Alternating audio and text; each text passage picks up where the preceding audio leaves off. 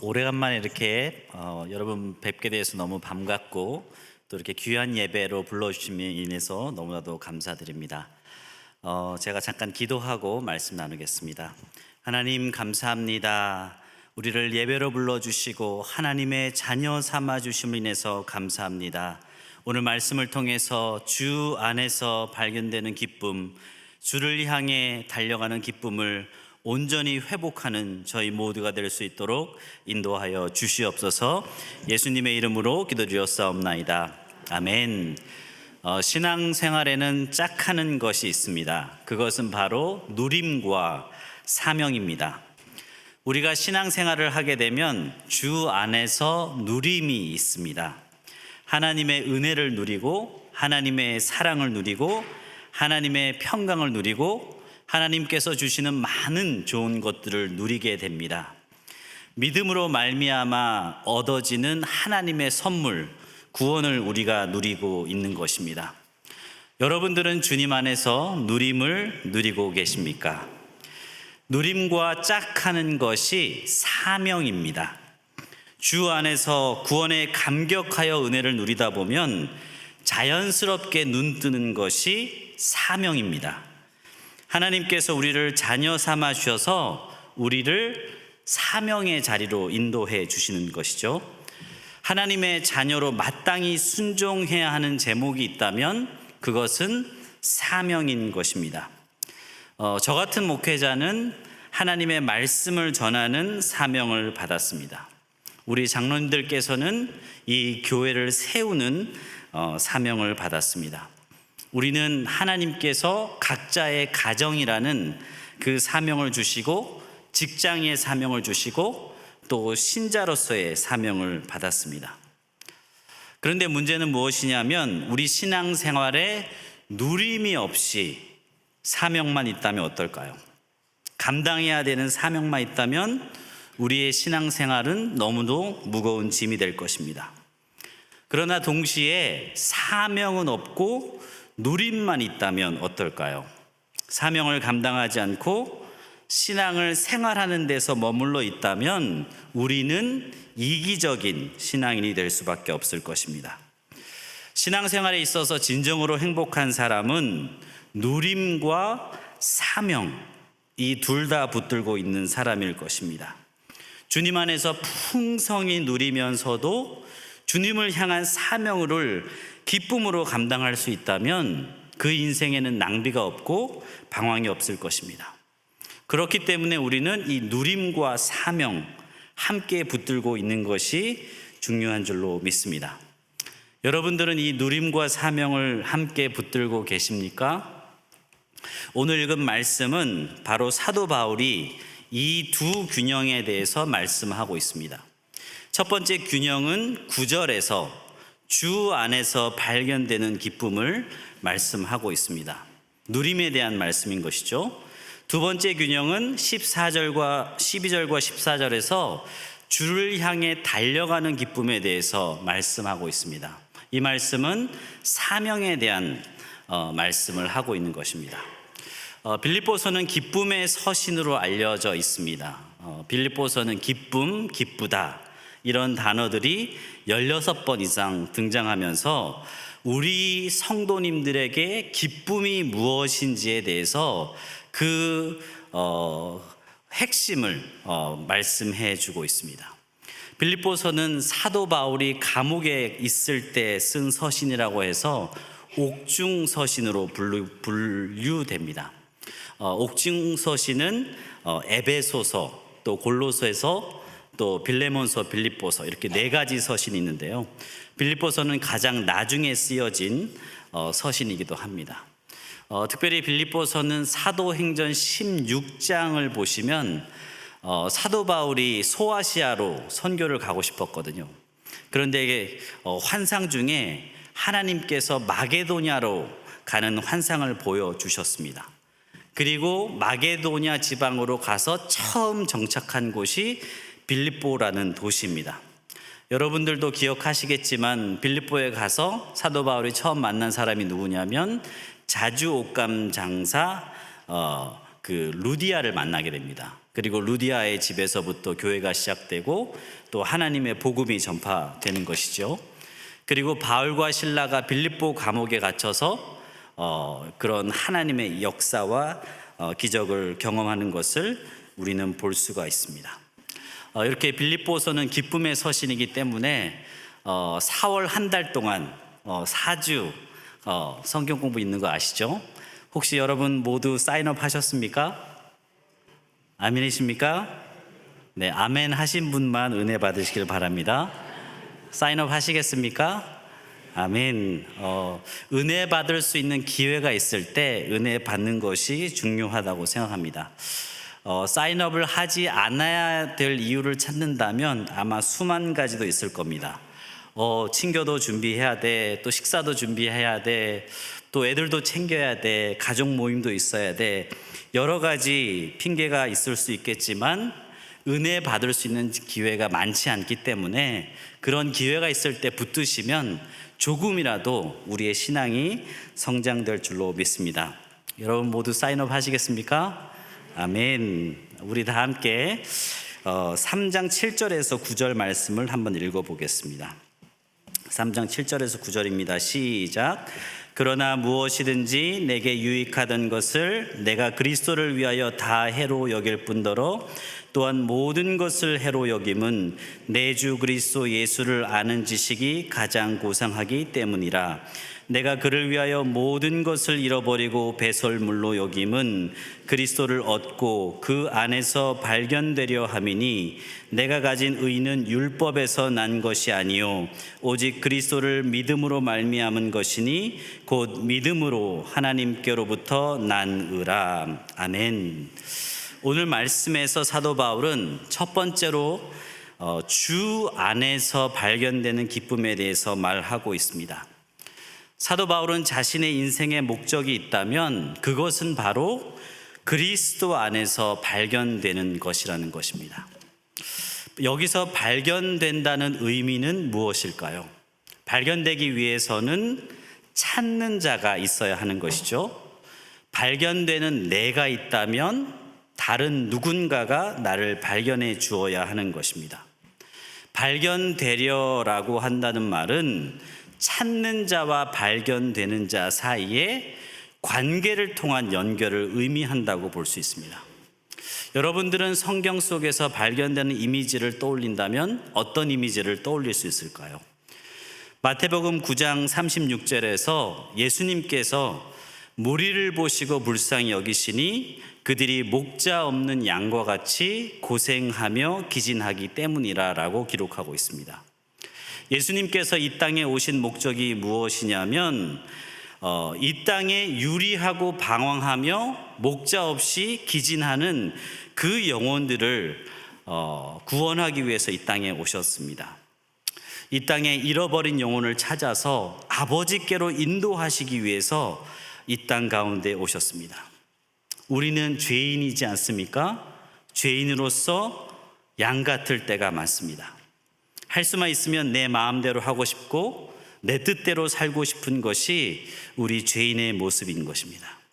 그러나 우리 예수님은 목자 없이 유리하며 방황하는 인생들을 위해서 이 땅 가운데 오셨다는 것입니다. 우리를 너무나도 잘 아시고 그 누구보다 우리 예수님은 우리를 찾고 발견하길 원하시는 분이시라는 것입니다. 사도 바울도 원래는 예수님을 핍박하던 사람이었습니다. 그런데 어떻게 되었습니까? 예수님께 발견된 자가 되었습니다. 다메섹 도상에서 예수님께서 사울을 발견하셨기 때문에 사도 바울로서 예수님께 달려가는 자가 되었던 것입니다. 예수님은 또한 3번이나 부인한 베드로를 찾아오셨습니다. 그렇지 않습니까? 요한복음 21장에서 예수님께서 돌아가시고 나서 베드로와 제자들은 낭망하고 있었습니다. 이제 예수님도 안 계시고 할 것도 없으니까 물고기나 잡으러 가야겠다라고 그렇게 말했습니다. 그리고 그 한밤중에 배를 띄워서 바다로 나아갑니다. 그물을 던지지만 잡은 것이 아무것도 없을 때에 우리 예수님은 그 실패한 베드로, 그 제자들을 발견하셨습니다. 그리고 바다를 물 위로 걸어오셔서 그 제자들에게 조반을 먹이시고 이렇게 물으셨습니다. 너희가 나를 사랑하느냐? 너희가 나를 사랑하느냐? 요한복음에서도 예수님께서 한 여인을 발견하셨습니다. 요한복음 4장에서 한 여인이 낮에 우물을 기르러 왔습니다. 남들이 오지 않는 시간에 우물을 기르러 와야 했기 때문에 이 여인의 처지는 너무나도 각박했습니다. 알고 보니까 남편이 5이나 있고 부끄러운 인생을 사는 여인이었습니다. 아무도 찾지 않는 그 여인을 우리 예수님은 발견하셨던 것입니다. 그리고 예수님은 그 여인에게 내가 주는 물은 결코 목마르지 않다라고 말씀해 주신 것입니다. 허무한 인생 가운데 예수님이 주시는 이 생명은 결코 목마르지 않다라고 우리 예수님은 말씀하셨습니다. 그러시면서 예수님은 요한복음 4장 23절에서 이렇게 말씀하셨습니다. 아버지께 참되게 예배하는 자들은 영과 진리로 예배할 때가 오나니 곧 이때라. 아버지께서는 자기에게 이렇게 예배하는 자들을 찾으시느라고 말씀하셨습니다. 예수님은 예배에 대해서 묻는 여인에게 하나님께서는 참되게 예배하는 자들을 찾고 계시다고 말씀해 주시는 것입니다. 잃어버린 영혼이 하나님께 찾고 발견되는 비결을 우리 예수님께서 가르쳐 주고 계시는 것입니다. 그 비결이 무엇입니까? 영과 진리로 참되게 예배하는 자들을 우리 주님은 찾으신다는 것입니다. 우리가 영과 진리로 주님을 예배하고 참되게 찾을 때에 우리 주님이 그 영혼을 찾고 찾으신다는 것입니다. 여러분 믿으십니까? 그래서 수많은 사람들은 예배에 목숨을 걸어야 한다고까지 말을 하고 있습니다. 우리가 지금 드리는 예배에 목숨을 걸면, 우리가 지금 드리는 예배에 목숨을 걸고 주님을 찾으면 우리 주님이 우리를 찾으신다는 것입니다. 목숨을 건다는 의미가 무엇입니까? 가장 소중한 것을 지불해서라도 그것을 꼭 해내고 말겠다는 것이 목숨을 건다는 것입니다. 이것이 우리 신앙생활의 신비인 것입니다. 우리가 하나님을 간절히 찾으면 하나님이 우리를 찾게 된다는 것입니다. 우리가 하나님을 간절히 찾으면 하나님께 발견되는 인생이 된다는 것입니다. 여러분 그렇게 하시겠습니까? 아멘. 우리 가운데 이런 생각할 수 있지 않습니까? 하나님을 간절히 찾는데 하나님께 발견이 안 되면 어떡하지? 내가 하나님을 위해서 간절히 부르짖는데 하나님이 응답하지 않으면 어떡하지? 그러나 우리 하나님은 그런 하나님이 아니신 것입니다. 우리가 하나님을 간절히 찾으면 하나님은 우리를 반드시 발견하시는 분이신 것입니다. 왜 그렇습니까? 우리 하나님은 우리를 너무도 잘 아시기 때문입니다. 우리의 인생이 먼지뿐임을 아시고 우리의 존재가 티끌과 같이 연약한 것을 아시고 우리의 믿음이 겨자씨만 한 믿음만 있다면 우리 주님은 우리를 발견해 주시는 분이신 것입니다. 그러나 문제는 무엇입니까? 우리 안에 하나님을 발견하고자 하는 열망이 있는가? 하나님 안에서 진정으로 내가 누리고 싶은 열망이 있는가? 그것이 우리에게 중요한 질문일 것입니다. 그 물음이 우리 가운데 있는가? 저는 신학교에서 사역을 하고 있습니다. 2005년에 미국에 와서 학교에서 공부하고 9년 전부터 풀타임으로 사역을 하고 있었습니다. 박사 공부를 하느라고 박사 공부를 하는 도중에 사역을 했기 때문에 논문을 못 썼습니다. 그런데 감사하게도 저희 학교에서 1월 1일부터 6월 30일까지 안식년을 6개월 동안 허락해 주셨습니다. 그래서 제가 1월 초에 한국에 나가서 3월 15일까지 한 8주 동안 총신대학교에서 방문 교수로 있었는데요. 한국 교회사가 제 전공이기 때문에 한국의 자료들이 많이 필요했습니다. 저는 나름 이제 9년 만에 받은 안식년이었기 때문에 하루도 낭비하고 싶지 않았습니다. 그래서 제가 한 것이 무엇이냐면 짐 피트니스를 2달을 끊었습니다. 그리고 PT, 퍼스널 트레이닝을 10회를 등록을 했습니다. 그래서 제가 평상시 운동을 거의 하지 않았는데 PT를 하면서 피트니스를 매일 가면서 운동을 열심히 했습니다. 제가 이렇게 한 이유가 무엇이냐면 논문을 쓰는 스테이지이기 때문에 저의 이제 몸의 컨디션과 제 브레인의 컨디션을 늘 최상의 상태로 유지하기 위해서 애썼습니다. 그래서 먹는 것, 자는 것, 보는 것 이런 건강 관리를 굉장히 열심히 했습니다. 왜냐하면 9년 만에 받은 황금 같은 시간이기 때문에 최소의 효과로 그러니까 최소의 투자로 최대의 효과를 내기 위해서 굉장히 집중을 했습니다. 그래서 주말에는 서울에 있었기 때문에 정독도서관에 가서 토요일도 8시까지 논문을 쓰고 또 주일도 교회 갔다가 8시까지 논문을 쓰고 굉장히 집중해서 많은 양의 논문을 쓰고 왔습니다. 그래서 감사하게 그동안 조금씩 썼던 논문들 분량들을 합쳐서 반 이상 8주 만에 쓰고 오게 됐는데요. 제가 이렇게 집중해서 할 수 있었던 비결이 무엇냐고 많은 사람들이 묻는다면 제 안에 논문을 꼭 쓰고 싶은 열망 때문이었던 것 같습니다. 반드시 써야 해. 이번이 아니면 안 돼. 그리고 9년, 10년 만에 주어진 기회이기 때문에 내 인생의 마지막이야 라는 그런 절박함으로 하루하루를 보냈던 것 같습니다. 그렇게 쓰다 보니까 어느덧 50%나 쓰고 돌아오게 되었습니다.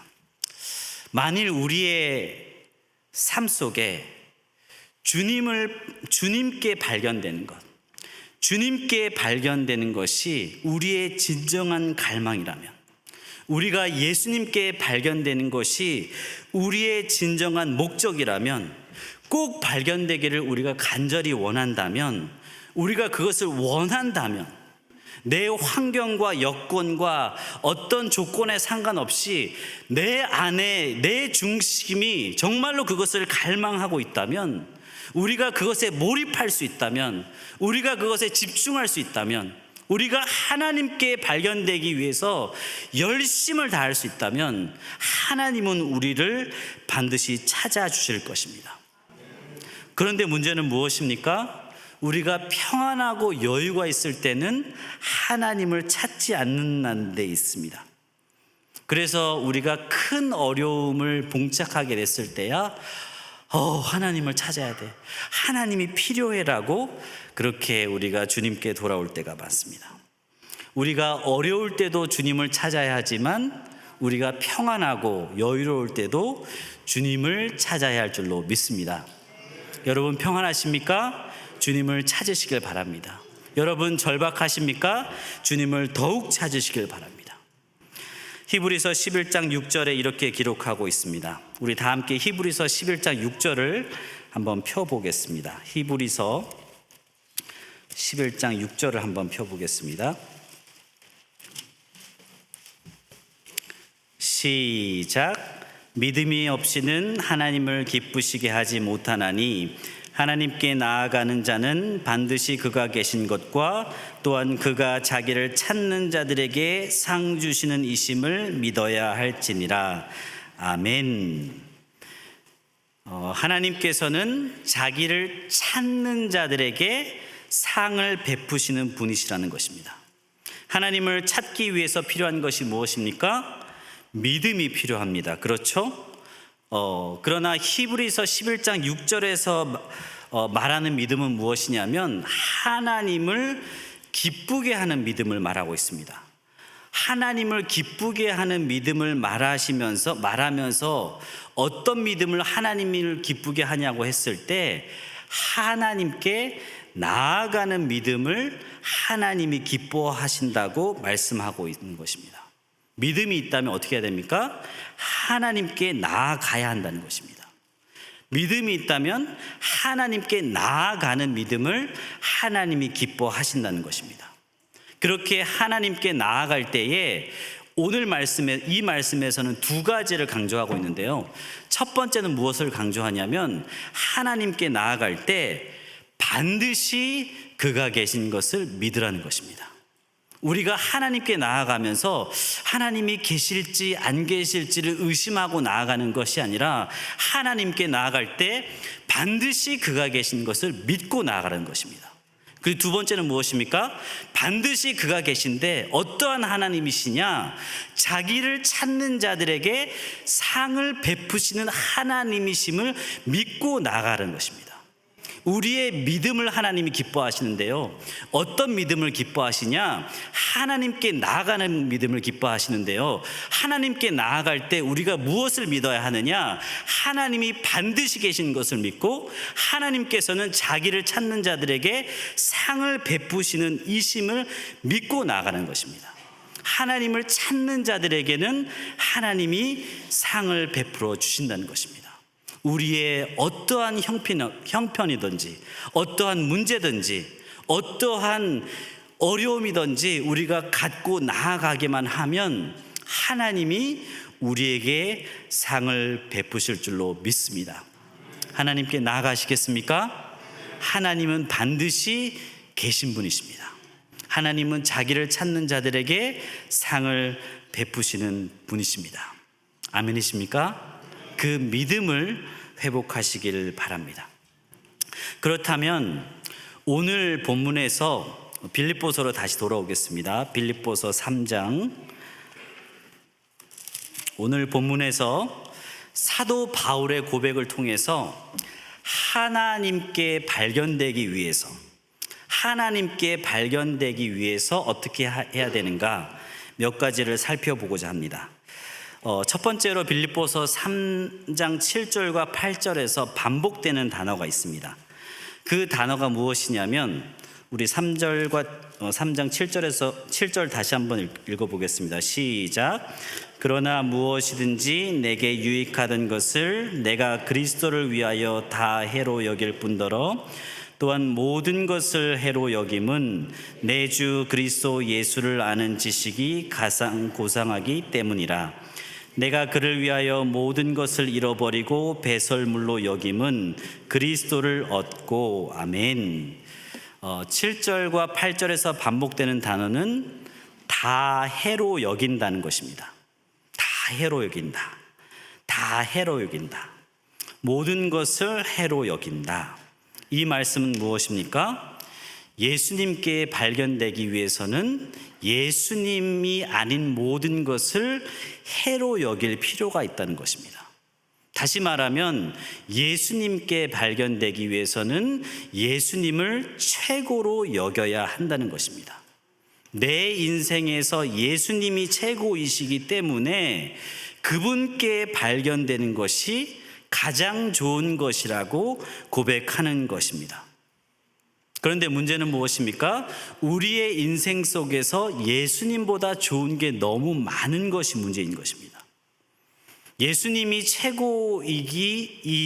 최고가 아니라는 이유를 찾아야 할 이유가 우리 인생에 너무나도 많다는 것이죠. 그러나 사도 바울은 예수님을 최고로 여기겠다고 선언하고 있는 것입니다. 최근에 제가 어떤 분에게 이렇게 만나면서 저와 함께 어떤 사역을 해보지 않겠느냐라고 부탁을 한 적이 있었습니다. 굉장히 최근입니다. 제가 나름 어떤 부탁을 할 때는 그 사람을 배려해서 신중하게 부탁을 하는 편입니다. 그리고 저와 함께 동역하는 분들은 그분들을 세워주는 방식으로 저는 일을 합니다. 그래서 저와 함께 하는 분들은 서로 윈윈하는 지점을 많이 찾는 편인데요. 제가 심사숙고해서 그분한테 저와 함께 사역을 합시다라고 이렇게 부탁을 했습니다. 그런데 그분이 저의 부탁에 주저주저하는 모습을 이렇게 보이는 겁니다. 나름 심사숙고하고 또 배려를 해서 부탁을 했는데 그 제안이 잘 되지 않은 것이죠.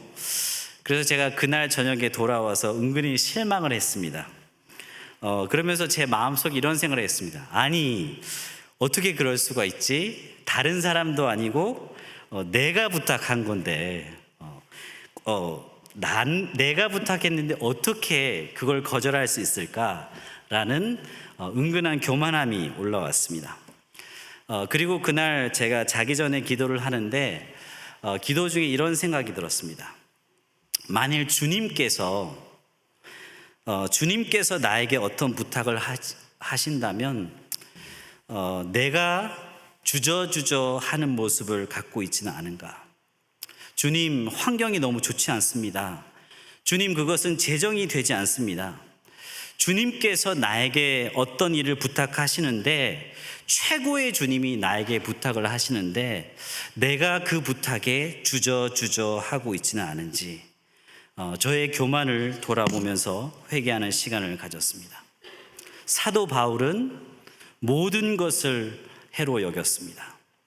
그리고 예수님을 아는 것이 가장 최고라고 고백하고 있습니다. 이런 고백이 여러분들에게도 있으십니까? 목숨을 버려도 아깝지 않는 최고의 주님, 그 예수님의 가치를 인정하고 붙들고 계십니까? 예수님의 가치를 최고로 여김으로 인해서 하나님께 발견되는 저와 여러분 되시기를 소망합니다. 아멘이십니까? 예수님을 최고로 여길 때 하나님은 우리를 최고로 여기실 줄로 믿습니다. 두 번째는 예수님께 발견되기 위해서는 구절을 한번 읽어보도록 하겠습니다. 시작.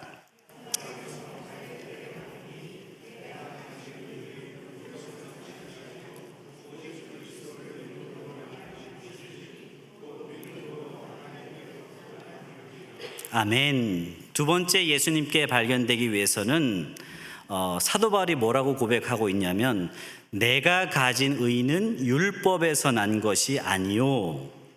그렇죠? 내가 가진 의는 율법에서 난 것이 아니요라고 하면서 사도 바울은 오직 그리스도를 믿음으로 말미암는 의에 대해서 말하고 있습니다.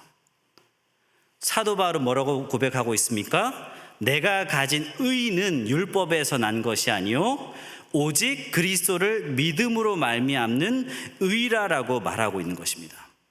사도 바울이 이렇게 고백하고 있는 이유가 무엇이냐면 내가 갖고 있는 이 의는 내 것이 아니고 믿음으로 말미암는 하나님으로부터 난 의라는 것입니다. 여기서 내가 믿는 의를 강조하는 이유 중에 하나가 무엇이냐면 사도 바울은 자기 정체성에 대한 확신이 있었다는 것입니다. 사도 바울은 자신의 구원에 대한 확신을 갖고 있었습니다.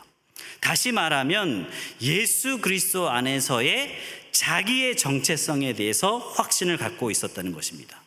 나의 의를 이야기하면서 그 나의 의의 확신을 갖고 있는 근거가 무엇이냐면 율법에서 나온 것이 아니라 예수 그리스도를 믿는 그 믿음으로 말미암는 의, 하나님으로부터 받은 그 선물을 말하고 있는 것입니다. 원래는 죄인으로서 죽을 수밖에 없는 죄인이지만 하나님을 믿는 그 믿음으로 말미암아서 자신의 정체성이 하나님의 자녀, 하나님의 동역자로 변화된 것에 대해서 확신이 있었다는 것입니다. 우리가 기억해야 될 것은 무엇이냐면 예수 그리스도에게 발견되기 위해서는 하나님의 자녀라는 자기 정체성, 하나님의 믿음으로 말미암아 구원을 얻게 된 하나님의 백성이라는 우리의 정체성이 중요하다는 것입니다. 우리가 주님 안에 있으면 하나님의 자녀의 의로움이 있는 것입니다. 예수 그리스도를 믿음으로 말미암아 십자가에서 우리 죄를 위해서 죽으신 그 은혜의 그 보혈로 그 믿음으로 말미암아 우리의 정체성은 이 땅에서 사라지는 존재가 아니라 하늘 시멘의 정체성을 갖고 있다는 것입니다. 여기에 우리의 존엄성이 있는 것입니다. 우리의 디그니티가 있는 것입니다. 우리가 비록 이 땅에 발을 딛고 살지만 하나님의 의로 말미암아 하나님 자녀됨의 정체성이 있는 것입니다. 비록 이 땅 가운데서 우리는 연약함 가운데 살고 있습니다. 가난한 가운데 살고 있습니다. 노후를 불안해하며 살고 있습니다. 그러나 우리가 잊지 말아야 될 것은 무엇입니까? 하나님 자녀라는 정체성이라는 것입니다. 이 정체성을 붙들고 있으면 하나님이 우리를 발견해 주시는 것입니다. 여러분들은 이런 확신이 있으십니까? 이런 확신이 있으십니까? 이런 확신이 없으신 분들도 있을 수도 있다라고 생각합니다. 그러나 이런 확신이 없을지라도 하나님께 나아가기만 하면, 하나님의 살아계심을 믿고 하나님께 나아가기만 하면 하나님은 우리에게 상을 베푸시는 분인 줄로 믿습니다. 그래서 하나님, 내 눈에 보이지는 않지만 내가 잘 모르지만 하나님의 자녀라는 정체성을 갖게 해 주십시오. 예수님께서 모든 죄를 사해 주신다는데 그 하나님의 은혜를 경험하게 해 주십시오라고 전심을 다해서 기도하면 하나님이 우리를 반드시 발견해 주실 줄로 믿습니다. 여러분들 가운데 이런 확신이 있으신 분들은 매일매일 이 정체성을 다시 확인하시길 바랍니다. 나는 하나님의 자녀야. 나는 하나님의 의를 지는 하나님의 존엄성을 가진 하나님의 백성이야 라고 이 정체성을 다시 한번 새롭게 하시기를 주님의 이름으로 축원합니다. 아멘. 세 번째로 주 안에서 발견되기 위해서는 우리 10절을 다 함께 읽어보도록 하겠습니다. 시작.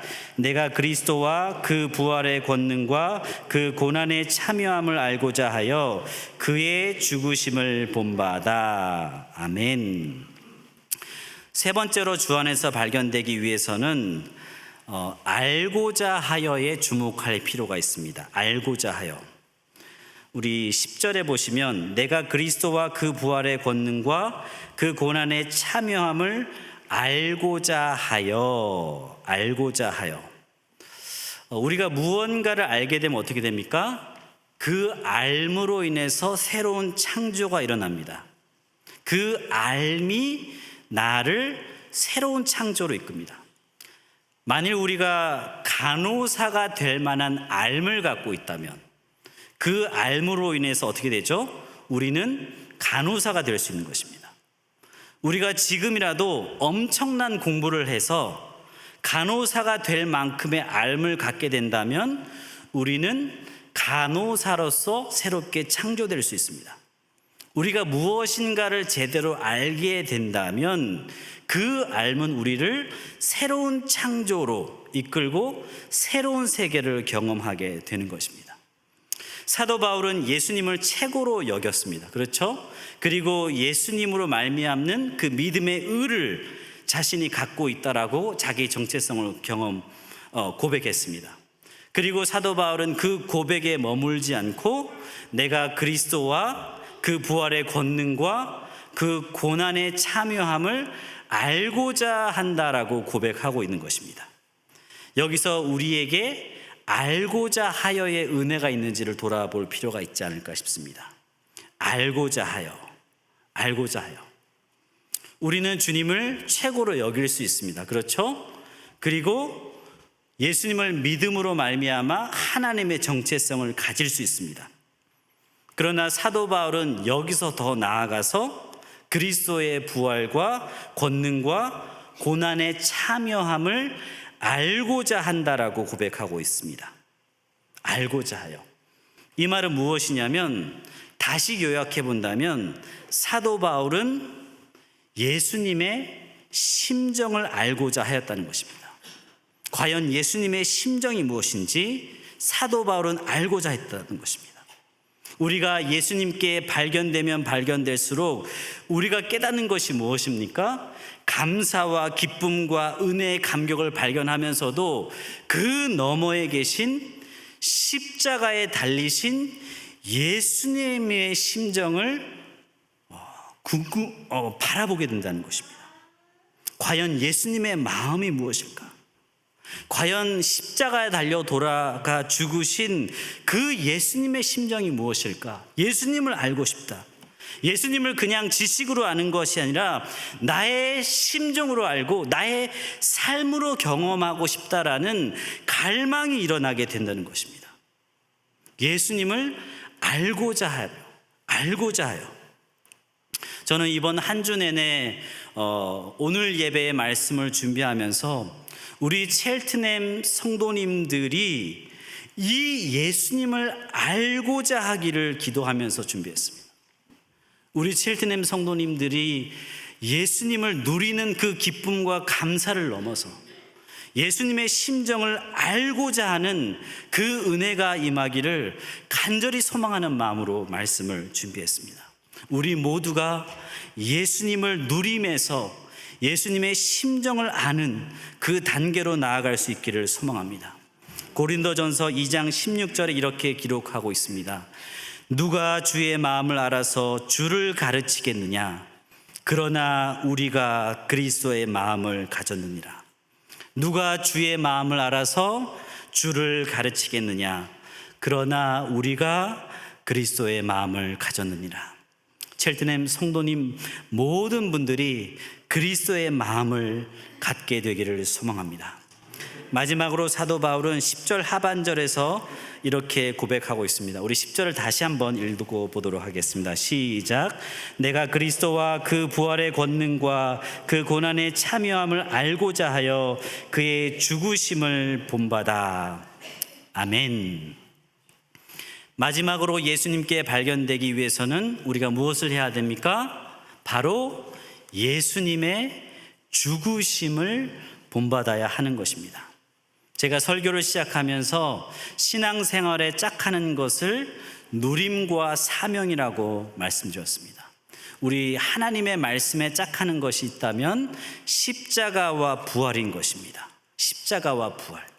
십자가는 고난과 고통과 죽음과 제사함과 구원이 있습니다. 부활에는 하나님의 영광과 승리가 있는 것입니다. 영원한 생명이 있는 것입니다. 그래서 우리는 십자가와 부활을 함께 붙들고 있습니다. 그러나 사도 바울은 오늘 말씀에서 내가 부활을 본받겠다라고 말씀하지는 않습니다. 부활을 본받겠다라는 말씀은 없지만 사도 바울은 죽음을 본받아라라고만 말씀하고 있는 것입니다. 예수님께 발견되기 위해서 우리가 기억해야 될 것은 예수님의 죽으심을 본받아야 한다는 것입니다. 요한복음 12장 24절에서 한 알의 밀알이 땅에 떨어져 죽지 아니하면 한 알 그대로 있고 죽으면 많은 열매를 맺느니라 라고 말씀하고 있습니다. 우리가 죽음 앞에 서면 어떻습니까? 죽음 앞에 서면 아둥바둥했던 것이 아무 의미가 없어집니다. 죽음 앞에 서면 더 사랑하지 못하고 더 용서하지 못한 것만 남습니다. 우리가 죽음 앞에 서면 내 생각이 사라집니다. 우리가 죽음 앞에 서면 내 주장이 사라집니다. 우리가 죽음 앞에 서면 믿음만 남습니다. 우리가 죽음 앞에 서면 예수님만 남습니다. 죽음을 본받는다는 것은 우리가 할 수 없는 것을 고통스럽게 견디며 참는다는 것이 아닙니다. 우리가 죽음 앞에 선다는 것은 예수님 외에 그 어떤 것도 다 내려놓겠다는 것입니다. 우리가 죽음 앞에 날마다 서 본다면, 우리가 예수님이 달리신 그 십자가의 그 자리에 서 본다면, 예수님이 십자가에 달리신 그 심정의 자리에 서 본다면 우리는 죽음을 본받을 수 있는 것입니다. 작년 여름에 저희 아버지께서 하늘나라로 가셨습니다. 저는 아버지의 임종을 보기 위해서 한국으로 7월에 비행기를 타고 가서 몇 주간 한국에 머물러 있었습니다. 저는 죽음을 보기 전까지 늘 제 마음속에는 죽음은 힘들고 고통스럽고 두려운 것이라는 생각이 많았습니다. 그러나 저희 아버지께서 호스피스 병동에 계시고 또 임종을 하시는 모습을 지켜보면서 우리 인생이 참 죽음 앞에서 허무하구나 라고 그렇게 깨닫게 되면서도 이 죽음 앞에서 우리가 가진 믿음, 이 죽음 앞에서 우리가 붙들고 있는 예수 그리스도, 이 죽음 앞에서 영원한 본향을 사모할 수 있는 이 하나님 나라의 자녀의 정체성이 얼마나 소중한 것인지를 깨닫게 되었습니다. 아버지의 죽음을 바라보면서 이 죽음은 무섭고 허무한 것이 아니라 믿음의 공동체 안에서 예수 그리스도를 붙드는 것이 얼마나 소중한 것인지를 깨닫게 되었습니다. 여러분, 죽음 앞에 서면 어떻습니까? 예수님만 보이는 자리가 그 죽음의 자리인 것입니다. 예수님은 마태복음 11장 28절에서 30절에 이렇게 기록하고 있습니다. 수고하고 무거운 짐진 자들아 다 내게로 오라. 내가 너희를 쉬게 하리라. 나는 마음이 온유하고 겸손하니 나의 멍에를 메고 내게 배우라. 그리하면 너희 마음이 쉼을 얻으리니 이는 내 멍에는 쉽고 내 짐은 가벼움이라. 우리가 예수님의 죽음을 본받을 때 우리 예수님은 어디에 계실까요? 우리가 예수님을 본받는 그 자리에 있을 때 우리 예수님은 어디에 계실까요? 우리가 바로 예수님을 본받는 그 자리에 함께 계시는 분이십니다. 우리가 예수님을 본받는 그 자리에 예수님이 우리를 붙들고 계시는 것입니다. 그 현장에서 우리는 주님께 발견되는 것이죠. 그리고 주님과 함께하는 은혜를 누리게 되는 것입니다. 말씀을 맺도록 하겠습니다. 예수님께 발견되기 위해서 오늘 사도 바울의 고백을 통해서 여러 가지를 살펴보았는데요. 첫 번째는 예수님께 발견되기 위해서 어떻게 해야 됩니까? 예수님을 최고의 가치로 인정해야 하는 것입니다. 두 번째는 우리가 믿는 그 믿음, 하나님 자녀의 정체성을 기억해야 하는 것입니다. 세 번째는 예수님의 심정을 알고자 하는 그 은혜가 우리에게 있어야 될 줄로 믿습니다. 네 번째는 예수님의 죽음을 본받는 우리 모두가 되기를 소망합니다. 이러한 예수님에게 발견되는 그 기쁨으로 사도 바울은 12절 14절에서 주를 향해 달려가는 기쁨에 대해서 말씀하고 있는 것입니다. 사도 바울은 위에서 부르신 부름의 상을 위해서 전력 질주하겠다라고 고백하고 있는 것입니다. 구약에서 선지자 엘리야가 그의 엘리사를 제자를 불렀습니다. 그때 엘리사는 엘리야의 그 부름에 순종해서 내가 달려가겠습니다. 그러나 장사를 지내고 다시 오면 안 되겠냐라고 스승 엘리사에게 그렇게 말했습니다. 그때 엘리야가 한 말이 무엇입니까? 쟁기를 잡고 뒤를 돌아보는 자는 하나님 나라에 합당하지 않다. 쟁기를 잡고 뒤를 돌아보는 자는 하나님 나라에 합당하지 않다. 우리가 사명을 받았다면 어디까지 이르렀던지 그 사명을 위해서 달려가는 것이 중요하다는 것입니다. 우리 가운데는 사명을 품고 여기까지 왔지만 다시 어디로 가야 할지 그 사명의 길을 잃어버린 분들도 있을 것입니다. 열심히 주를 향해 달려온다고 여기까지 살아왔는데 실망과 허무함과 기대를 내려놓을 수밖에 없는 어려운 상황이 찾아오신 분들도 있을지도 모릅니다. 우리 예수님께서 풍랑이 있는 바다를 걸어오셨을 때가 있었습니다. 그때 베드로는 풍랑이 있는 그 바다 가운데 걸어오시는 예수님을 보고 베드로가 이렇게 예수님께 말했습니다. 주님이여든 나를 명해서 물 위로 걸어오라 하십시오. 그때 예수님은 어떻게 하셨습니까? 걸어오라 라고 하셨습니다. 그리고 베드로는 예수님의 말씀을 의지해서 물 위를 걸어갑니다. 물 위를 걸어가다가 베드로는 풍랑이 있는 그 바다를 보고 무서워서 물에 빠지고 말았습니다. 그때 베드로는 왜 물에 빠졌습니까? 예수님을 바라보지 않고 환경을 바라보았기 때문인 것입니다. 어쩌면 우리가 때로 사명의 길을 잃을 때는 사람 때문에 실망하고 환경 때문에 실망하고 인생의 목적을 잃어버려서 실망할 때가 있습니다. 두려움 때문에 또 그 길을 가지 못하는 이유를 수십만 가지를 대면서 주저주저 할 때가 있습니다. 그럴 때에는 우리의 눈을 들어서 우리의 부르심, 우리의 표대를 바라봐야 될 줄로 믿습니다. 그 표대 너머에 계신 예수 그리스도, 우리를 발견하고 찾기를 원하시는 그분께 시선을 고정할 수 있기를 바랍니다.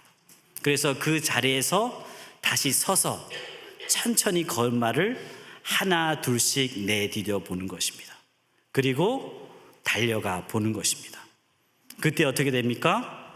주를 향해 달리는 기쁨을 회복하게 될 것입니다.